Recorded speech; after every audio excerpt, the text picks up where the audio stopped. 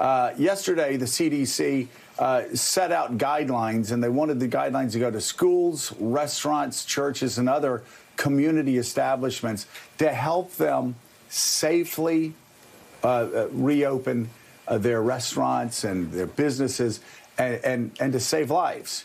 Well, Trump killed it. And, that's just like the White House, Willie, time and again, forgetting, Donald Trump specifically, forgetting the own guidelines that he passed through, that he gave to the American people with the help of Dr. Fauci and Dr. Birx. And they were guidelines that would help open businesses in a safe way.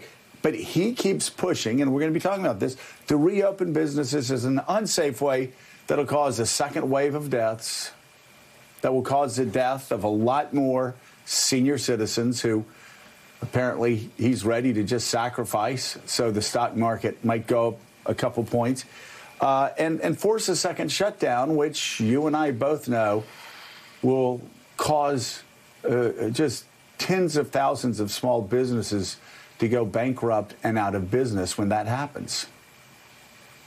Yeah, as we've said many times over the last couple of months, we understand the impulse to get people back to work, to get those small businesses up and running.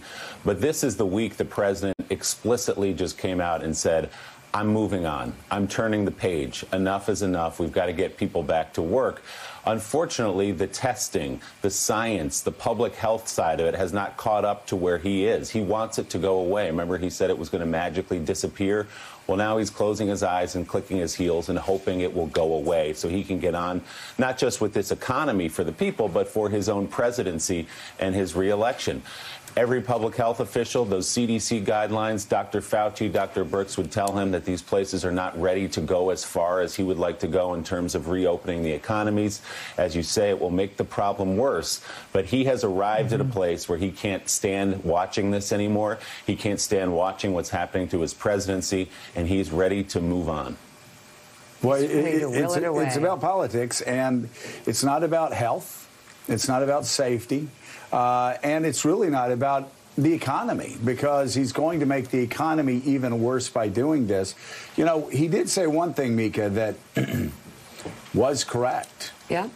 When he said he was going to open up the United States, open up these businesses, try to force these businesses to open up. I think a lot of them aren't going to because they don't want to die and they don't want their customers to die. But he said, quote, there will be more deaths. Yeah. Yes, we're going to open up the economy and, quote, there will be more deaths. This coming from the Party of Life? I don't think so. The Party of Life that puts children in cages? I don't think so.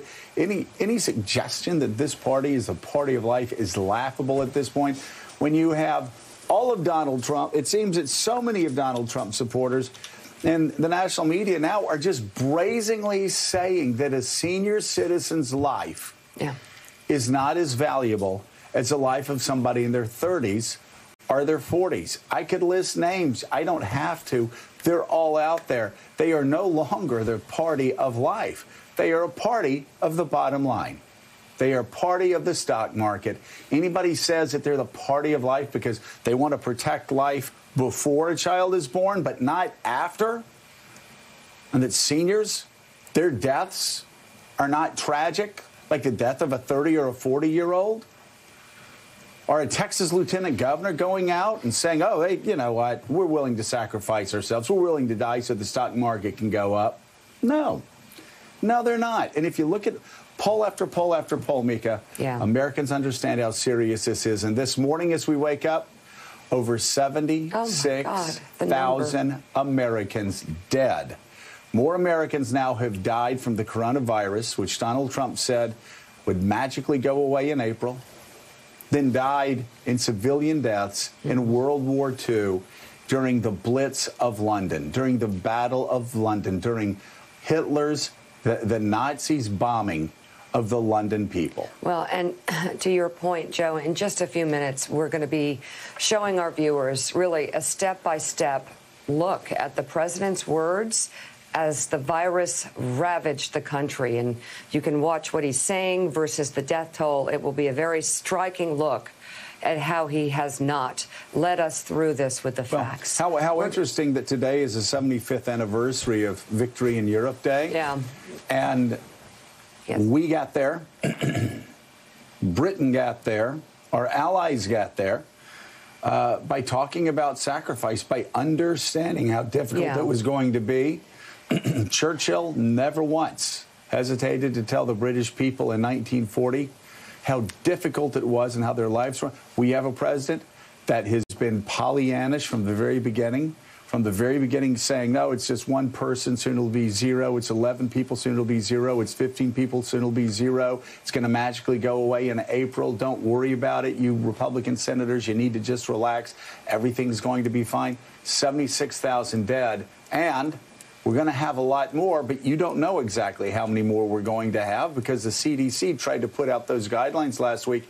The president killed it. The CDC tried to tell you and your family how to safely go back into society. The president killed it. He doesn't want you to know the truth. He doesn't want you to know how to stay Well, what safe. you're pointing at is not just on what the president says that's striking. It's what he hasn't done every step of the way that many see adds up to negligence when it comes to dealing with this crisis. We're going to get more on these latest developments with the coronavirus in just a moment. But